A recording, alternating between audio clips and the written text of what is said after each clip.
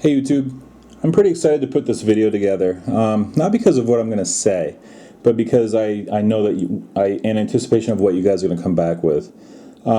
It's basically the best advice that I was ever given, and understand that it's not exactly groundbreaking, and it may even be something that you guys have heard before, but it was something that came to me at a time in my life when I was really ready to hear it and apply it to my life, and it's actually served me very well, and so we'll kind of get into that.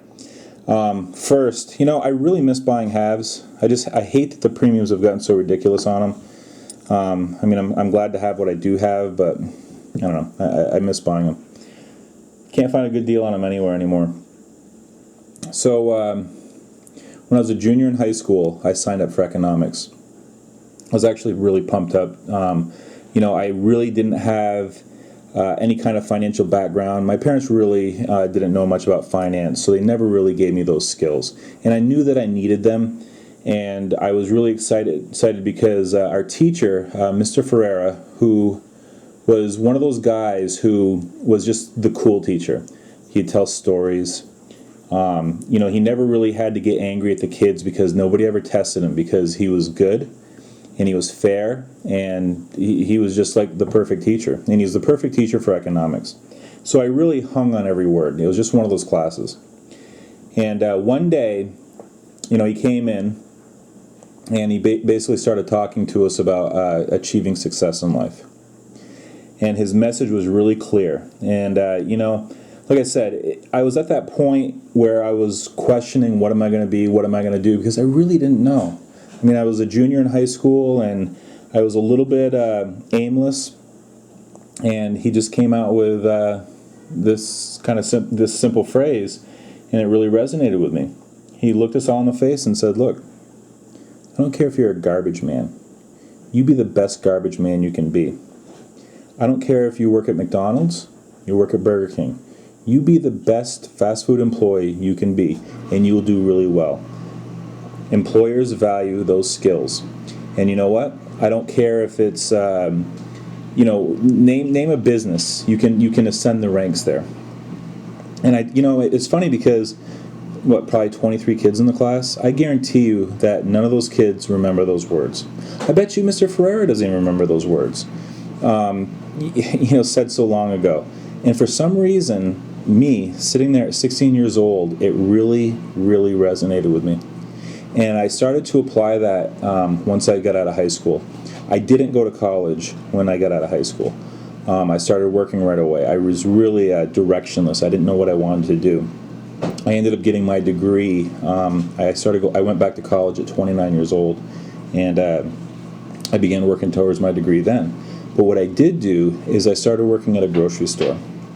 And I tell you guys what, I absolutely worked my butt off there. I started out literally bagging groceries, and within 3 years, I was a manager. I was a night crew manager, and what that entailed was just simply really busting your butt. But what I did is I started out as a bagger, and I was literally trying to be the best bagger I could be. And I always got, accolades and lauded for it. And, I kept it in perspective. Look, I'm a bagger. At the time, I was making $3.55 an hour. Okay, but then that quickly turned into a full-time job, which was actually pretty rare for this grocery company. They didn't hand out very many full-time jobs, but I got one of them. And I started working on the night team. Well, once I was working on the night team, again, it was literally punch in at 10 o'clock at night and work as hard as you can all night. And we used to have a night crew manager. It was actually kind of funny. Now, you guys know that I don't swear in my videos, but just to kind of keep it real here, because this is just what he said. He would look us in the eye every night and say, "Look, we got a lot of work to do tonight. I don't want to see anything but assholes and elbows tonight." And so we responded. We would literally bust our butts all night, and we'd get it done. And we actually had the reputation of being the best night crew around. That basically paved the way for me to get to be a grocery manager at 26 years old, which was unheard of because most grocery managers were 35 to 40 years old. At 26, I was the second youngest grocery manager in the state of a very large grocery chain. Those words just really resonated with me that whole time that I was working, and I was actually making very good money. So here I am. I don't have a college degree. I'm making good money. I'm making a good living. Well, basically, the grocery chain that I was working for began to go under, for lack of a better word, right? And when a business that operates on a razor-thin profit margin, like the grocery business, starts having financial difficulties, they have to really lean on their full-time employees, and they did. I was working an obnoxious amount of hours. I was never home, so I basically transitioned careers at the age of 29. And that's when I also went to school to get my degree. So I went into my new company, and again, I took those same principles and applied it there. I started out at the very bottom, and I worked my way up. And now I'm one step away from being a manager.